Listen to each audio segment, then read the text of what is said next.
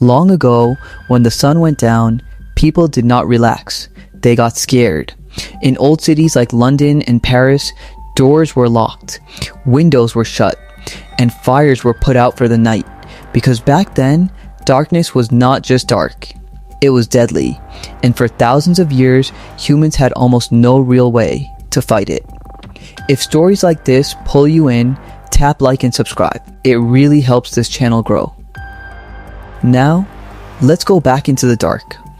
Before streetlights, walking outside at night was like walking blind. People carried a small candle, or a simple oil lamp, or sometimes nothing at all.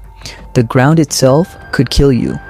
Streets had open holes, deep ditches, unmarked wells hidden just past a doorway. Sewage ran openly along the roads, mixing with rainwater into pools that looked in the dark exactly like solid ground. Many people fell in and never came back out. Bridges had no rails, cellar doors were left open waiting like small traps. In daylight, people could see these dangers. But once the sun went down, even the earth beneath your feet could not be trusted. A short walk to a neighbor's house could turn into the last walk a person ever took, and no one would know until morning. Darkness didn't just hide holes in the ground, it hid people too. Thieves loved the night, robbers loved the night, because no one could see their faces, and no witnesses meant no punishment. A person walking home after dark risked being robbed or beaten, with almost no way to call for help. To fight this, cities rang a bell every evening. It was called the curfew, an old French phrase that means cover the fire. At that bell, put out your fire, close your shop, go inside. This did two things. It reduced fires in cities built of wood, and it warned people that safety was ending. Once the bell rang, anyone still outside was seen as suspicious, or simply unlucky. The night no longer belonged to ordinary people. Fire became one of darkness's cruelest tricks. Without streetlights, without a real night watch, a fire could start small and grow for hours before anyone saw the glow.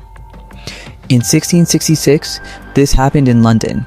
A small fire broke out in a bakery on Pudding Lane.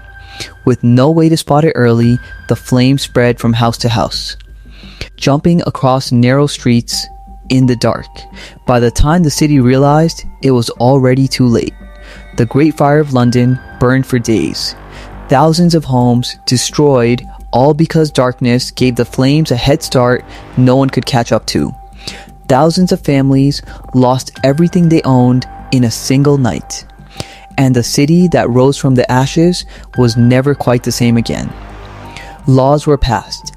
Hang a lantern outside your door, hoping a chain of small lights might keep people safe.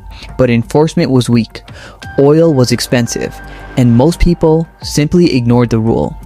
One flickering candle could do almost nothing against the deep swallowing darkness of an entire city. It wasn't a real solution. It was just a comforting idea.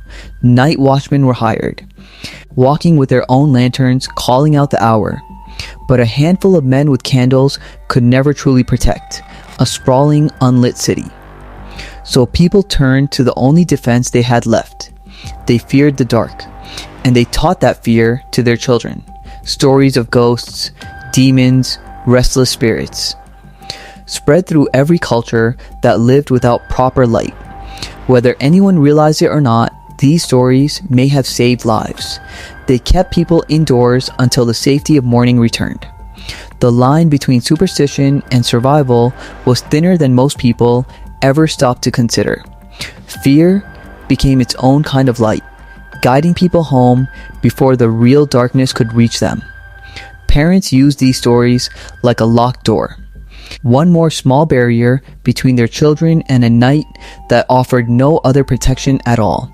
It would take many more years and a handful of stubborn, determined inventors before humans finally found a way to push back the darkness for good, changing city life forever. If you want to see exactly how that happened, hit subscribe so you don't miss the next part.